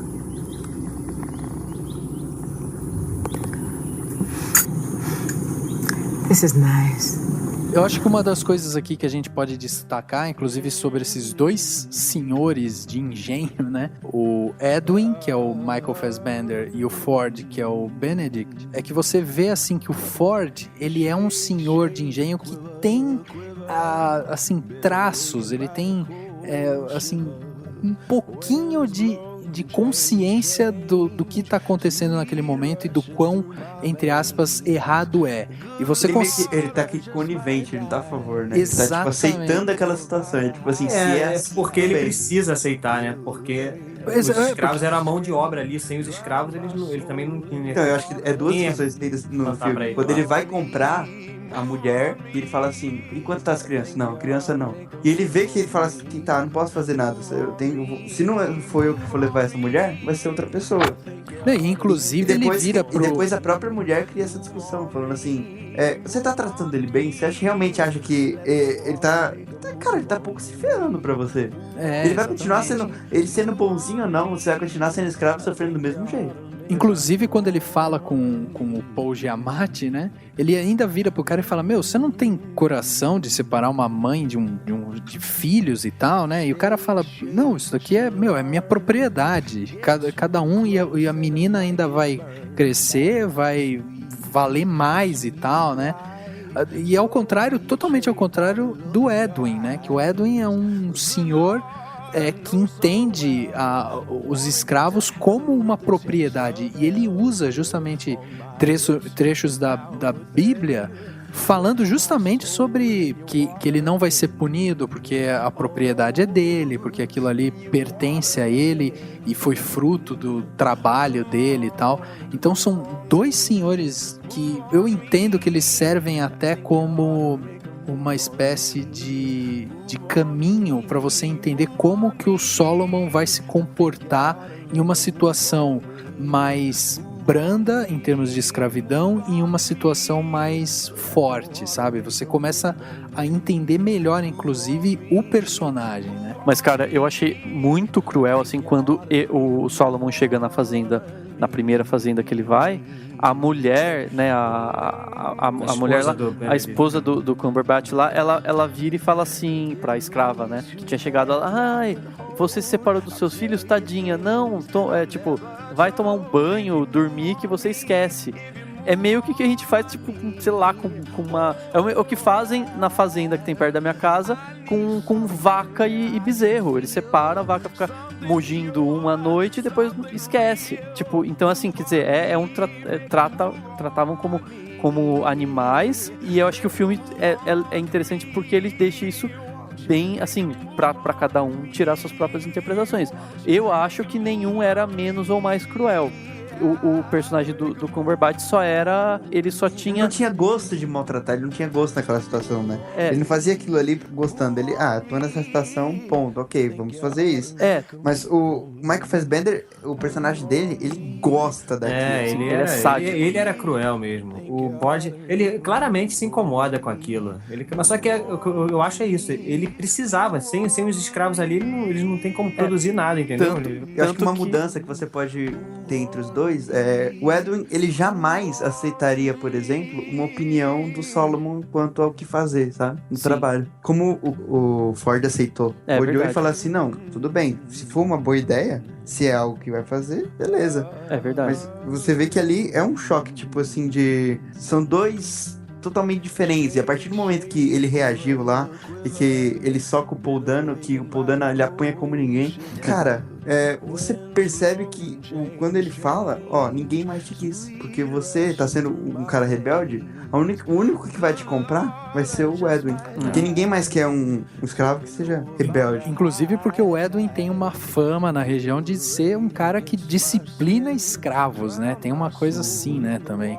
Agora, você lembrou do Paul Dano aí? Cara, eu queria colocar um asterisco em cima desse cara, porque eu fiquei muito impressionado com esse cara. Primeiro com aquele filme Os Suspeitos, né? Que, você já tem uma interpretação dele ali que eu achei sensacional. E nesse filme ele mantém aquela...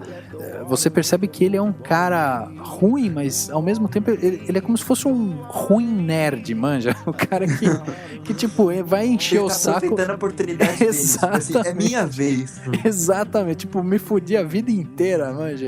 E aí aqui eu sou o senhor, sabe? Inclusive quando ele tem a cena que ele canta pros negros, eu achei aquela cena, assim, sensacional em termos... Muito boa mesmo. Fantástica, porque ele transmite todo o terror que os negros vão sofrer se eles não entrarem na linha, né? E eu me senti muito mal por ficar cantando a música com ela na cabeça depois, velho. Mas a música é tão legal, assim, tá? Canta aí pra gente. O ritmozinho, né?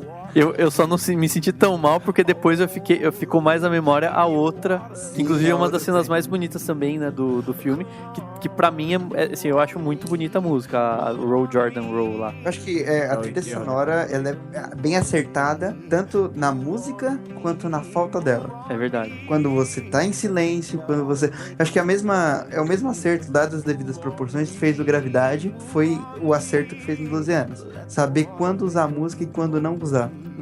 Quando usar o silêncio, a falta da música ser mais incômoda do que você colocar uma música incômoda. É verdade. E inclusive não sei se a primeira estaria num ponto de... Acho que a Run Nigger Run, né, que o Paul Dano canta, ela meio que simboliza o início do sofrimento, né, do Solomon, né? Pelo menos eu tô enxergando assim. E aí a Roll Jordan Roll é tipo o ápice do roteiro no sentido de ser o começo do fim do sofrimento. Então elas têm esses dois simbolismos, né? Pelo menos eu interpretei assim. Então eu acho interessante ver como que elas estão em pontos meio que certinhos, né, do filme, até pra dar... Porque quando ele canta aquela Roll Jordan Roll, que ele se emociona e tal, ele, logo depois, ele vai começar a encontrar uma luz no fim do túnel, né?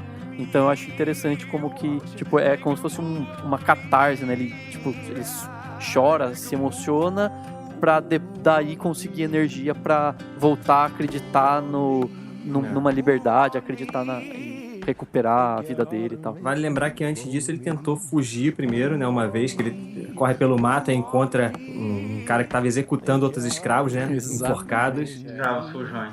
Que é uma cena horrível também. E ele depois tentou fugir através daquele ajudante lá, que ele arrumou, escreveu a carta, falou pro cara em mandar a carta e o cara traiu ele. Exatamente. Aliás, essa cena que ele tá caminhando pra cidade pra comprar as coisas pra esposa lá do Edwin, né? Cara, que cena que te aperta o peito, né? Porque o cara começa a sair correndo. A hora que ele bate o olho e vê aquele cara pegando escravos fujões ali, né? Cara, é uma cena que você fala, puta, não acredito, mano. Não tem saída essa bosta. Não tem. Eu acho que ele fez esse trabalho muito bem, a gente analisando aqui, que todas as tentativas que ele tinha de reagir, ele não conseguia, assim, não dava certo. Então ele realmente, ele prova pra você no filme, com cenas, com argumentos que ele não tem que fazer. E tem até, eu achei interessante uma cena, não lembro agora em qual tentativa de fuga ou em qual momento, ele encontra um grupo de índios, né, assim. Então, tipo, existe meio que uma espécie de mundos diferentes que dividem uma semelhança, né? Não sei se nos Estados Unidos os índios chegaram a ser escravizados que nem foram no Brasil. Mas, tipo, é uma semelhança do tipo, nós dois estamos aqui e a gente tem, tipo, um inimigo em comum, que é o branco, e tipo, e agora? E nada, e pronto, e não tem diálogo, né? Porque, sei lá, é muito louco pensar isso, assim, né? O olhar, né? A forma como eles se encontram e depois não se veem mais, tal. E além dessa coisa de você perceber que ele tá preso pela situação, as cenas que você vê ele, sei lá, são cenas de 1 minuto, né? Que fica mostrando ele ali olhando pro nada e tal, te dá também uma sensação muito de vazio, né? De solidão, assim, de você tá ali e não tem com quem você conversar, não tem o que fazer, e por mais que você esteja num cenário lindo, fantástico e tal, você não consegue aproveitar aquilo, né? Você fica olhando pro nada, você fica num estado bem de, sei lá, meio anestésico, assim, né? Agora queria levantar para vocês aqui a Lupita Nyong'o, né? Não tem como não falar dela, a nossa querida atriz coadjuvante que levou o Oscar aí. O que vocês acharam da participação dela no filme? Qual que é a importância da Betsy, né? Que é a Lupita Nyong'o no filme. Qual que é a importância dela pra história, assim, pro peso da história? Cara, eu acho que as melhores cenas com ela, eu acho que isso já tá, pra mim, foram as mais impactantes, assim. Primeira parte dela roubar o diamante, pedir pra pro Solomon matar ela, porque ela não aguenta mais aquilo. E acho que a cena mais forte pra mim, que eu tenho na minha cabeça, ela falando que ela foi só pra pegar um sabonete, porque como a dona da casa lá não dava sabonete pra ela vomitava todas as noites só com o cheiro dela. Não, e o jeito que ela dá esse peso, né, pro personagem dela, assim, de, tipo, é porque, diferente do Solomon, ela não tinha absolutamente nada, né, ou ela ficava naquela vida desgraçada dela, ou ela morria, não tinha muito o que fazer. Eu até vi duas coisas interessantes, assim, o momento em que o Solomon vai embora lá no final, ela fica pra trás, pra mim ela simbolizou muito, tipo, todos os outros escravos que não tiveram a sorte do Solomon, que tudo bem que ele teve o azar de ser tirado da vida livre dele, mas assim, ele voltou pra família dele. Os outros escravos que não estavam na situação dele, que eram escravos, tipo, desde sempre, eles se fuderam mesmo, assim, né? E ela simboliza isso, porque o filme não volta nela pra contar o que aconteceu, porque o que aconteceu... Eu acho que é a segunda vez que acontece isso, que quando ele tá preso lá, vem um cara reivindicar que o outro é dele. E a partir do momento que ele é libertado, ele grita desesperadamente, tipo, me ajuda, você sabe da minha história, você tem condições de me ajudar, mas a partir do momento ali, ele mostra como é egoísta também a ideia da liberdade. Tá, eu quero ser livre, agora, beleza, obrigado. Sim, mas também, no caso da Lupita, tipo, não tinha o que ele fazer, assim, eu imagino, né, como que o cara ia voltar lá e, tipo, sei lá, comprar a liberdade dela, porque tecnicamente, na época da sociedade, ela não tava lá injustamente, que nem ele. Exatamente. Ela era uma escrava. Ela era uma escrava, e boa. E assim, outro momento que eu acho muito bonito, mas é que ele é sutil, é a hora que ela tá dançando na sala lá do Edwin, né, tipo, divertindo as pessoas, e ela dança, tem um momento que, tipo, ela tá, acho que com uma mão pra cima, assim, parece que ela, ao mesmo tempo, você vê, não sei, eu vi na hora, assim, ao mesmo tempo em que ela tá fazendo o máximo pra ser sensual, porque ela sabe que é o que vai agradar o mestre, né, o senhor. Que é o que teoricamente mantém ela viva ali, né? Que é o que mantém ela viva. Ao mesmo tempo em que ela tá fazendo isso, você vê um peso, tipo, ela tá sofrendo muito, assim, e o jeito que ela conseguiu fazer isso no personagem foi muito interessante. Eu gostei muito daquela cena. É uma cena meio rápida, mas você vê, tipo, todo o peso nela e ao mesmo tempo você vê o esforço que ela tá fazendo de ser sensual. Essa é a cena, né, que ela toma uma garrafada na cabeça? Que logo depois ela toma a garrafada, Nossa, ela tá eu tava conversando com uma amiga minha, que também é advogada, sobre a personagem lá da Lupita, né? Aí, eu não sei se ela tava sendo sensual, porque assim, que nem, se você pegar uma novelinha brasileira que trata dessa época da escravidão, sempre tem a história lá do senhor de escravos que se apaixona por uma negra e depois acaba tendo um final feliz, né? E o que essa minha amiga tava comentando comigo, que no filme, em nenhum momento mostra que o personagem lá do Michael Fassbender, ele é apaixonado por ela. É tipo, simplesmente estupra, é um objeto. É possessão, na verdade, né? Porque como você vai na fazenda do outro, você pertence a mim.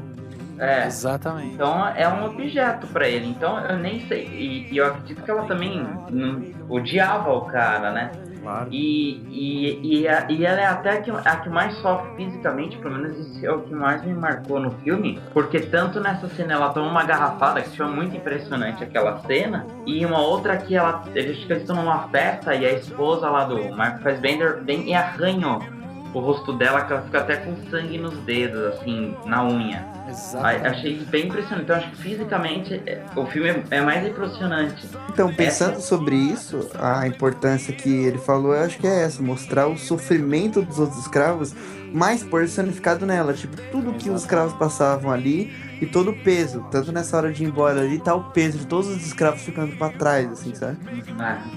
Além disso, né, cara, a gente pode dizer que a Patsy, ela via no Solomon um amigo, mas também uma rocha ali, né? Ela via nele uma pessoa que tinha a serenidade, que tinha a força necessária para ajudar ela. Por isso, inclusive, que ela vai até ele para pedir que ele acabe matando ela e tal. Mas eu acho que a cena que conecta melhor os dois é justamente a cena da chicotada, né? Em que o Edwin chega pro Solomon e você percebe que o Edwin não tem coragem de bater na Patsy, porque ele tem ali uma afetividade por ela, né? Ele tem ali um desejo por ela e tal. E ele precisa que alguém faça isso. E aí ele chega pro Solomon e fala, tá aqui e você vai bater. E ali você tem uma situação completamente, assim, que eu acho que ela personifica aquilo que a gente estava falando antes de ele não tem saída, ela não tem saída, é tudo muito sofrido e se não fizer, acabou. Sabe aquele ditado, se ficar o bicho pega, se correr o bicho come? No caso deles era até melhor que fosse ele, né? Exatamente. E aí ele fica lá naquelas e ele começa a dar chicotadas nela e você percebe que ele tá dando as chicotadas, mas até pelos efeitos sonoros você percebe que não é aquela chicotada ainda forte, mas que ele tá fazendo pra obedecer, né? E aí o Edwin chega nele lá e, cara, eu quero ver sangue, eu quero ver a carne dela aparecendo, e se você não bater forte, eu vou matar um negro por negro aqui até você fazer isso. E aí o cara fica, de mãos atadas, assim. E essa cena eu acho que conecta muito bem a Patsy com o Solomon, porque tem essa questão entre a relação deles, né? Ela ser o ponto frágil, a personificação da escravidão ali, do sofrimento da escravidão, e ele ser o escravo que ainda acredita na esperança, que ainda tenha um pingo de esperança de que aquilo vai acabar, e na verdade você vê essa esperança sendo estatelando lá. Eu acho que é uma das cenas mais fortes que tem no filme, não sei se vocês... Com certeza é a mais forte, não tem nem dúvida. E vale lembrar que essa cena é um plano sequência, né? Sem corte, claro, um plano sequência de 5 minutos, mais ou menos. Não tem corte nessa cena. Começa que é o que transmite uma realidade... correndo atrás dele. Isso. Não, e eu vi, inclusive, um cara falando sobre esse ato de chicotear, né? E aí ele falava justamente que o chicote, essa coisa do chicotear é uma coisa tão marcante, porque a partir do momento que você chicoteia, que você fere a pessoa, aquilo fica marcado na sua pele e não tem volta, sabe? Então é um ato muito de humilhação, né? De um ato muito para você denegrir aquela pessoa no ponto mais baixo possível, né? Uma comparação é o que fazem com animais em circo, assim, por exemplo, pra você domar um animal, o que você faz? Você chicoteia ele até ele ser passivo naquela situação. E até a própria dinâmica do corpo, né? Tá um corpo de costas, totalmente amarrado e totalmente assim, absolutamente vulnerável, né? E a pessoa não enxerga, ela não sabe quem é chicoteado, não sabe quando vem o chicote, tipo, não vê o chicote vindo. Então, isso tudo cria, assim, além da parte totalmente degradante da marca e de receber o chicote, tipo, o posicionamento do corpo, né? De como ele tá, faz com que esse peso seja mais forte e que esse ato seja ainda mais violento e mais, né, desumano, né, mais covarde. Move on me, move on me. I went to Master Shaw's plantation. You admit it? Yes, freely. And you know why? I got this from Mrs. Shaw. Mrs. Epps won't even grab me no soap to clean with. I stink so much to make myself gag. 500 pounds of cotton, day in, day out. More than any man here. And for that I will be clean. That's all I ask. This here, what I went to Shaw's for. Agora, muita gente falou também, e teve até aqueles mimimi, né, de filme, assim, aqueles fãs, que falaram justamente sobre o personagem do Brad Pitt, né? Mas, assim, dizem que... Eu não li o livro, mas dizem que no livro o personagem do Brad Pitt, ele aparece exatamente daquele jeito. Ele aparece meio que do nada, e ele é o cara que meio que salva o Solomon, né? E, assim, pra tentar até justificar isso, você tem ali um personagem que é um canadense que tá prestando serviço, né? Tá tentando também ganhar vida, mas é um homem branco, loiro, livre, e ele acaba caindo ali na fazenda do Edwin, justamente para construir ali uma capela, sei lá o que eles estavam construindo, e ali a história conecta, né, o Solomon com o Bass, que é Mas o qual é a Brad reclamação Pitt. das pessoas? É o que as pessoas... Que ele aparece do nada, é isso? Que aparece do nada e ele é o salvador da pátria, entendeu? Ele eu acho que assim, não teria outra forma de resolver se não fosse uma coisa desse tipo. Cara. Exatamente. O livro foi escrito por ele, certo? Foi pelo Solomon. Então, é o diário dele. Então, ali dentro da fazenda, ele não sabia. Então, pra ele, tudo que vinha ali veio do nada. Ele não sabe se o Michael Fassbender conhece o Brad Pitt ali há uns 30 anos. Se eles já fazem negócio juntos. Se eles já têm... Ele não sabe. Ele tá ali numa posição totalmente passiva na situação. E você não, ele vem de fora... Que pode ser a primeira vez que ele vem na fazenda, mas não a primeira vez que ele faz negócios, que é desse tipo, sabe? Exatamente. E outra, até quando ele vai ter o seu primeiro contato, né, com o Bass, ele fala assim, cara, eu tenho medo de falar a verdade, porque eu não sei o que você pode fazer com isso, né? E isso remete justamente àquela cena que ele é traído pelo branco escravo, né? Que a única sorte dele é que ele não chegou a entregar a carta pro branco escravo, né? Porque o capataz lá, né? Porque, assim, o Edwin, ele chega ali já falando, eu sei que você sabe ler, que você sabe escrever, que você vai escrever uma carta, você tá pedindo, ainda pagou o cara pra isso, né? E a sorte dele foi que ele não entregou a carta, ele não tinha prova, né? Não tinha como... Ele me convenceu que ele não sabia escrever e que ele não tinha escrito a carta. Ele foi convincente pra caramba. Eu falei, foi. O que um cu apertado não faz, né? Ali realmente o cara devia estar segurando, né? Porra, mas caramba, o cara não tinha jeito. Só que quando ele se abre com o Bass... Você tem ali um período, quer dizer, a solução ela também não vem de imediato, né? Você não tem um momento assim que, ele contou, em seguida aparece o cara soltando ele. Não, ele conta, ainda mostra ele indo pra plantação, ainda mostra sendo feita de novo aquela seleção de quem colheu mais algodão ou não, enfim. E depois só que vem, ou seja, a partir do momento que ele conta pro Bess, você fica numa sensação do tipo, meu, ou vai fuder, ou o cara não conseguiu nada. Fica uma coisa muito no ar, né? Então, mesmo a salvação, pra quem tá assistindo, não é uma salvação e não é ele segura. Veio de fora, viu o Brad Pitt, é o seguinte, eu tô preso aqui, beleza, não.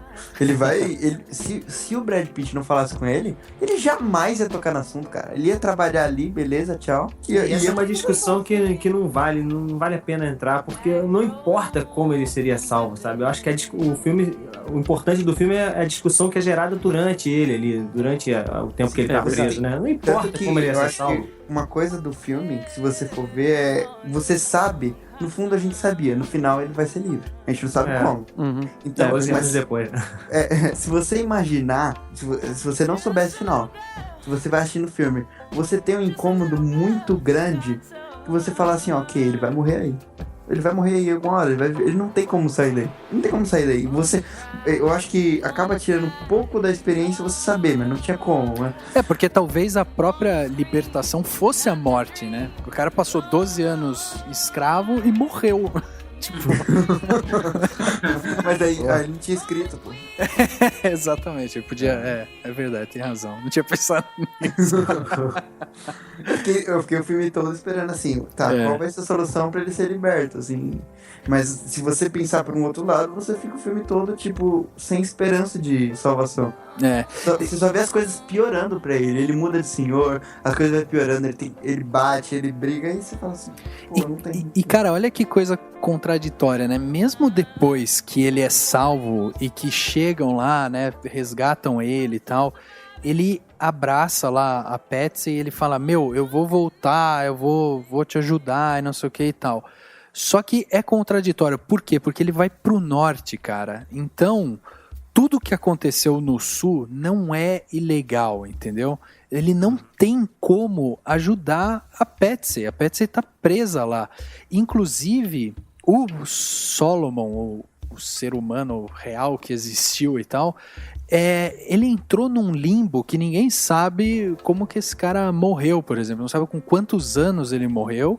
E não sabem também o que aconteceu com a Patsy, né? Quer dizer, muito provavelmente ela morreu como escrava e ele ficou de mãos atadas. Ele foi, sim, um entusiasta contra a escravidão, tentou lá ajudar, foi pra parte de direitos humanos e sei lá o quê. Tanto que os caras lá, que ele processa, que ele vai atrás, no final eles passam o final, né? Com as letras lá e eles falam, o cara não foi preso. Deram um sumiço nele, né? Tem um que é preso e um que não é preso, alguma coisa assim. Porque era uma coisa legal, entendeu? Os caras não estavam infringindo a lei. Não existia absolutamente nada errado. A única situação errada que o filme mostra é que o Solomon foi sequestrado. É essa situação errada. Porque o resto tava tudo dentro da normalidade no sul, né, do Isso, país. Errado, a gente vai pra falar, né? Errado não moralmente falando, mas de acordo com as leis do país na época, né? E outra, se hoje já existe um monte de lei nos Estados Unidos que é aplicável num estado, não é no outro, naquela época mais ainda. Então aí que um estado não tinha poder nenhum sobre o outro, né? Não existia ainda a unidade dos Estados Unidos como a gente conhece hoje. Né? Nessa época não foram sequestrados e não tiveram essa salvação, ficaram de mãos atadas até o fim, não tinham o que fazer. Com certeza. Que não tiveram... Porque você percebe ali que ali não é um caso. Aquilo ali já é uma rotina, já aquilo é feito, tipo, semanalmente. Sim. Vamos lá, sequestra, ok, leva, vende, leva pro outro lado do país, ok. Uhum. Próxima leva. Praticamente ali uma transferência daquele navio negreiro, só que dentro do próprio país. E naquela época, eu imagino que até o tráfico de escravos, né, da África já quase não existia, se existia era muito fraco, então era a saída dos traficantes de escravos para poder ganhar a grana deles, né? Então os caras encontraram essa saída aí de fazer o sequestro. Mas é verdade mesmo, a galera que foi... Deve ter tido um monte de gente sequestrada e, se for parar pra pensar, a quantidade de Solomons e a quantidade de Patsys A quantidade de Solomons que existiram nos Estados Unidos deve ter sido muito grande, e de Pets, então, é milhões, né? Então... Agora, é interessante também a gente dizer que esse filme, né, ele teve uma característica que eu achei, inclusive, interessante, que a gente levantou no começo, né, do podcast, é que, assim, ó, o diretor, que é o Steve McQueen, é britânico. O Benedict Cumberbatch, britânico. O Michael Fassbender, irlandês. O Chiwetel é britânico também. Quer dizer, o filme, a nata do filme, né? Ela é toda europeia. E os caras conseguiram retratar... A Lupita também, né? A Lupita é mexicana e... ela... O que ela é ainda? Mexicana e tem uma... Ela nasceu... O Fassbender é alemão. Mas... É verdade, acho que o Michael Fassbender é alemão. A Lupita, ela nasceu no México, mas ela é filha de... Ela é de família... Etiópia, não é? Acho que quenianos. De quenianos. E isso é bem interessante também, né? Porque você pega aí a história americana, um negócio que ainda é tão vivo lá, né? E aí você pega um diretor negro, todo um casting aí europeu e tal, que tinha esse lado europeu, e eles, batem muito forte, porque... Cara, assim, ó, eu até perguntei pra vocês o que vocês sentiram, mas, cara, a hora que eu assisti o filme, a hora que acabou o filme me deu uma sensação, assim, de meio que vergonha alheia, sabe? Assim, um negócio meio, puta, que merda, que é isso, sabe? E aí depois, até buscando trilha sonora do filme, lendo sobre o filme e tal, cara, tudo que eu encosto que tem a ver com esse filme, ele me emociona, assim, sabe? Ele tem um negócio nele, assim, tão denso, tão cru, assim, né? E eu acho que essa é uma coisa que se choca muito, por exemplo, com o Django Livre, né? Porque eu lembro que quando o Django foi lançado, o Spike Lee, inclusive, saiu pra imprensa falando que era um absurdo no filme ficarem falando negros e tal. E esse filme que saiu agora, você não tem esse herói, né? O cara, a vingança, como tinha no Django, né? Você tem sim uma situação completamente impotente, assim. Você convive com aquilo, você vive aquilo em você. Eu acho que isso que é o mais impressionante do 12 anos, né? O Django, por mais que seja ruim, você sai com uma sensação boa que você fala, caraca, vingou todo mundo, matou todo mundo que tinha que matar. E eu acho que assim, eu fui assistir o 12 anos de escravidão no cinema, na primeira semana que estreou logo, e quando saiu do cinema, normalmente você vê as pessoas conversando, tudo, saiu muito calado, assim. Todo mundo em silêncio, porque tava todo mundo... 90% assim, tava refletindo sobre o que viu, e pensando, caraca, que merda. Exatamente, cara. O grande mérito do filme é esse, né? Totalmente. E esse filme, ele foi coroado aí, vai ser passado aí pelas escolas, né? Assim, tem lá eu não sei o que é aquilo, se é uma lei, o que é aquilo, que saiu dizendo que vai ter que passar em todas as escolas. O livro é leitura obrigatória. Exatamente.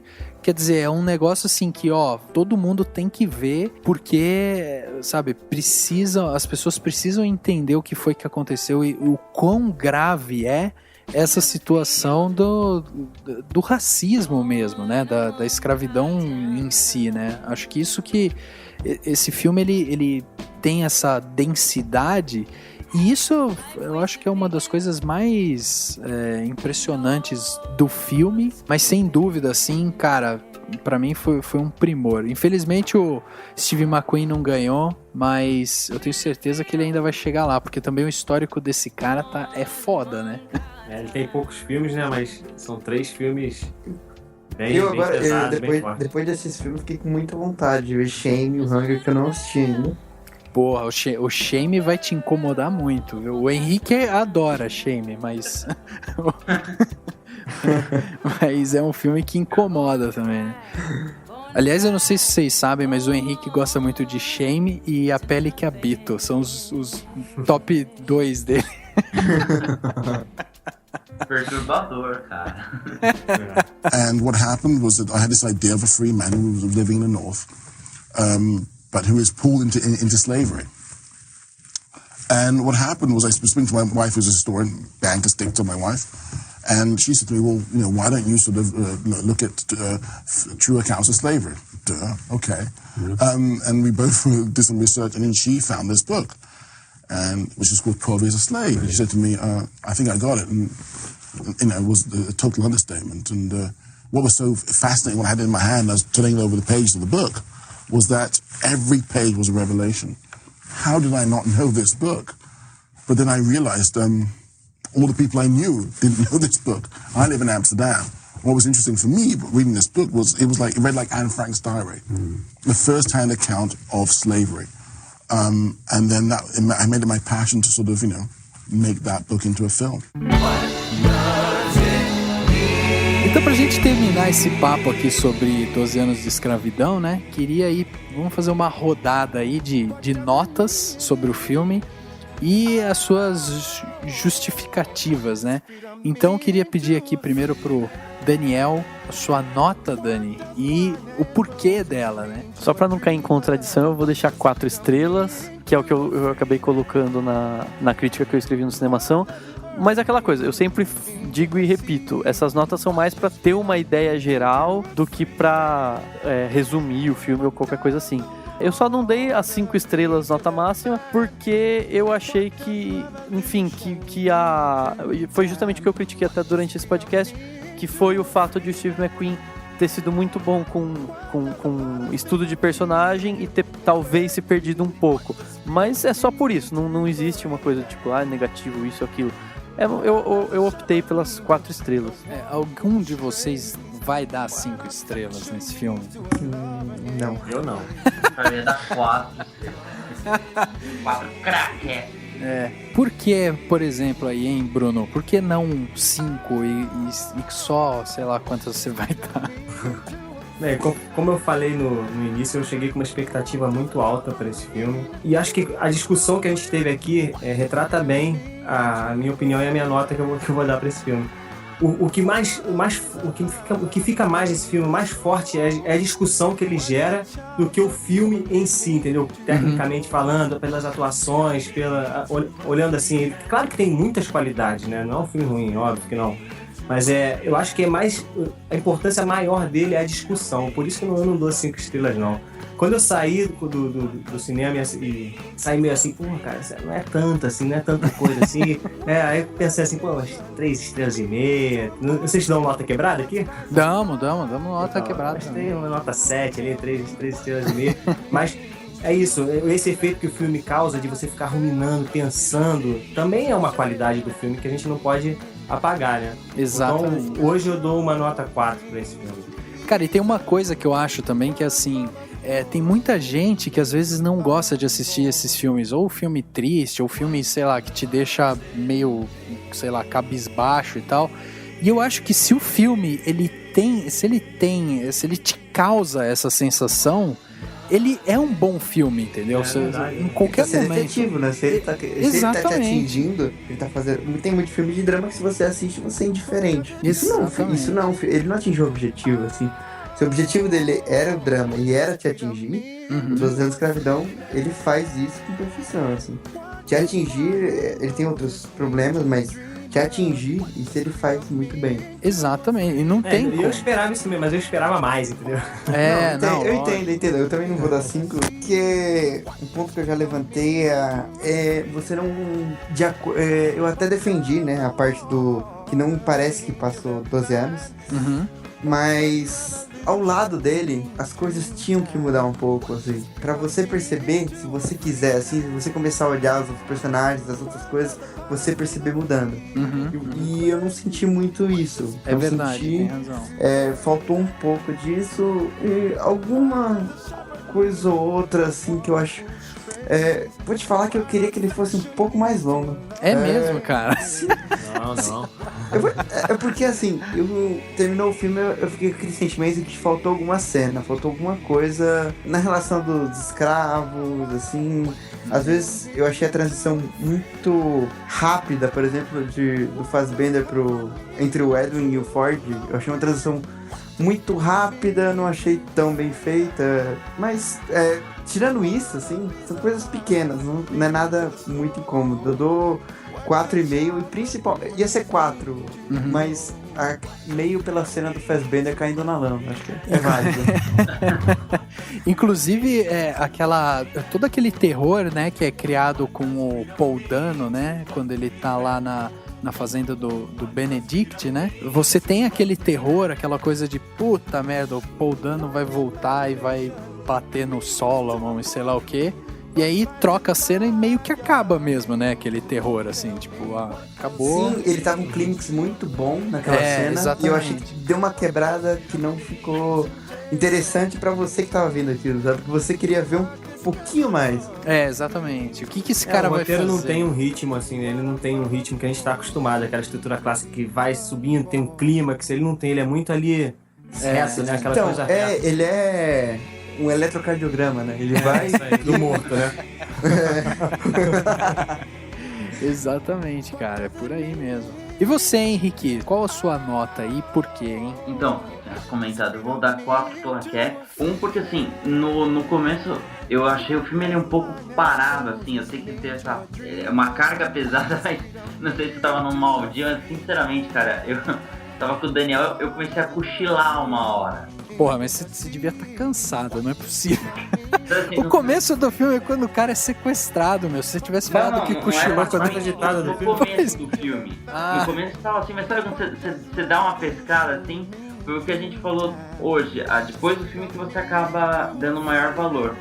Só que depois eu fiquei vendo, eu até parei pra ler em comparação com outros filmes que retratam um pouco da escravidão, que tem, por exemplo, o próprio Amistad, ou o próprio Vento e o Vento Levou, que tipo, tá clássico, eu tenho a sorte de ter ele aqui, vira e mexe, eu até assisto. Então, eu não sei, cara, eu não sei se é um filme que eu realmente daria 5 claquetes, eu não achei de assim, ele fodasticamente, eu vou dar a nota máxima. Eu acho que até esse problema de ritmo dele, que, tipo, não parece que ele ficou 12 anos, parece que ele ficou, se o filme se chamasse 12 meses de escravidão, era crível também. Entendi. Cara, eu queria chamar a atenção pra uma cena que, enquanto o Henrique tava falando, eu lembrei, eu daria também, assim, 4 estrelas e meia, né, pro filme, mas eu lembrei de uma cena que é quando o Solomon... Na verdade, essa cena se repete 2 vezes. É quando ele tá deitado lá na... Sei lá, onde os negros lá dormiam lá, enfim. Senzala. Na senzala, E aí uma negra vira ali pra ele transa com ela ali. E cara, essa cena se repete 2 vezes. No começo do filme e depois mais pro meio. E eu acho que ela é tão emblemática porque... Assim, eles transam, tem toda aquela coisa da sensualidade ali e tal. Só que, cara, a hora que acaba, tipo, a mulher vira pro lado e começa a chorar e ele fica olhando pro teto do tipo, sabe, ali não tem nada, manja. Tipo, acabou ali, assim. São 2 corpos se esfregando ali, sei lá, e tipo, ali eu acho uma das cenas mais emblemáticas do filme justamente por isso, porque você tem no sexo a conexão entre as 2 pessoas e tal, tem toda essa simbologia, né? E aí, no filme em si, você passa justamente o contrário, assim, você não tem conexão e ela passa a ser uma coisa totalmente... No meio do filme, ela transmite isso aí mesmo, mas quando ela aparece no início do filme também, só que quando a mulher vira pro lado, ele vê a esposa dele. Porra, verdade, eu nunca tinha percebido isso. Ele vê a esposa dele. Que merda. Mas acho que é uma forma de fuga, né? Tipo, na verdade, é o único momento que eles têm pra ter algum tipo de prazer, né? Então, rola aquela coisa só pra... é um momento de fuga e logo depois tem o vazio, né? O vazio que tá a vida de todo mundo lá, que eles estão escravizados. Agora, se fosse mulher ciumenta, né? Vendo essa cena, ia falar, ai, cachorro. Porra. Traiu a esposa. Depois voltou 12 anos, será que contou pra ela? Não, digo mais, os 12 anos, será que a esposa dele ficou sozinha? Exatamente, vaca. What good job brings me to the old. What does freedom mean to a free man? What does freedom mean to a free man? What does freedom mean to a free man? What does freedom mean to a free man?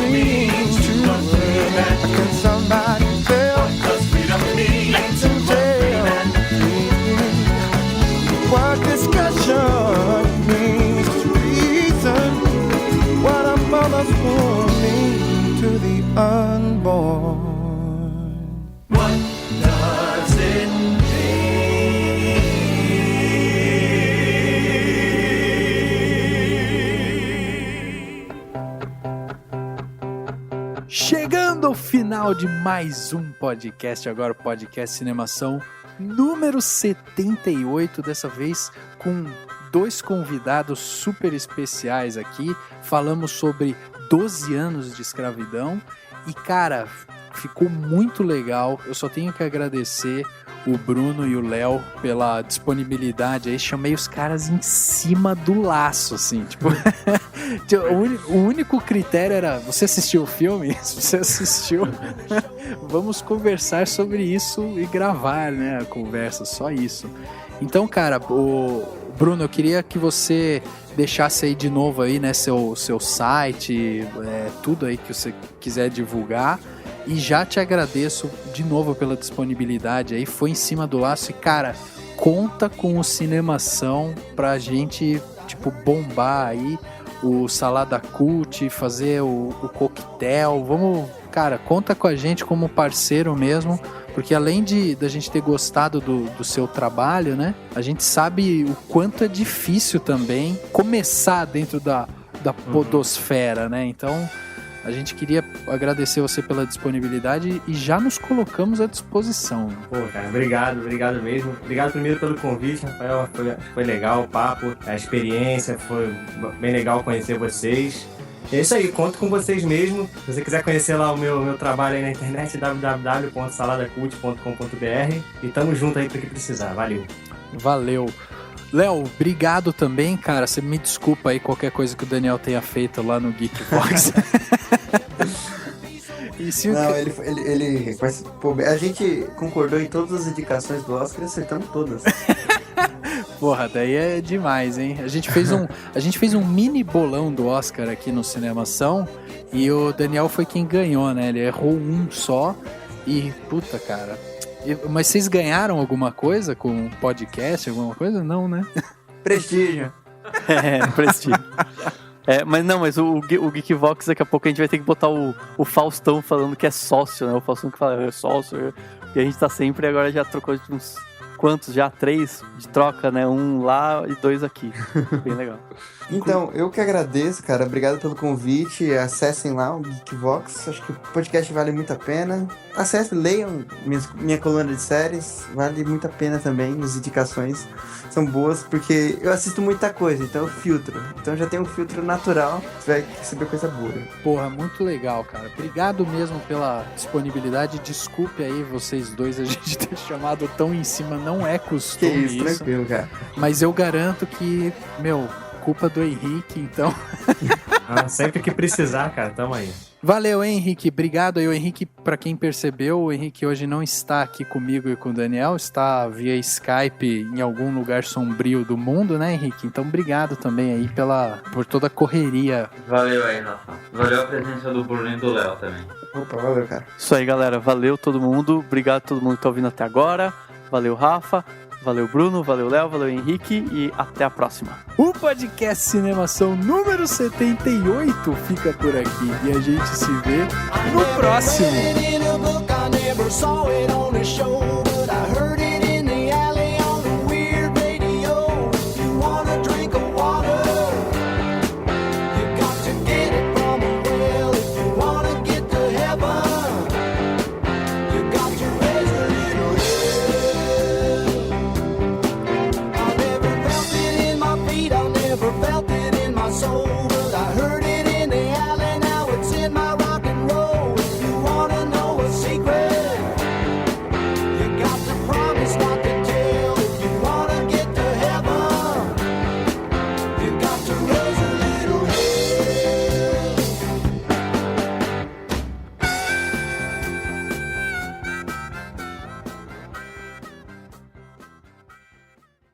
Ação. Show de bola.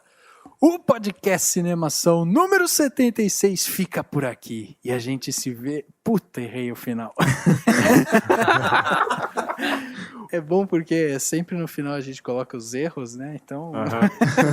Tem que gerar conteúdo, né? Tem que gerar conteúdo. Tudo proposital, meu. Tá certo.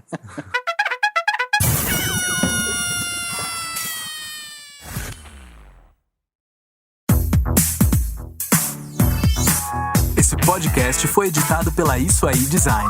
Tudo isso é forma com função. É design estratégico. É isso aí.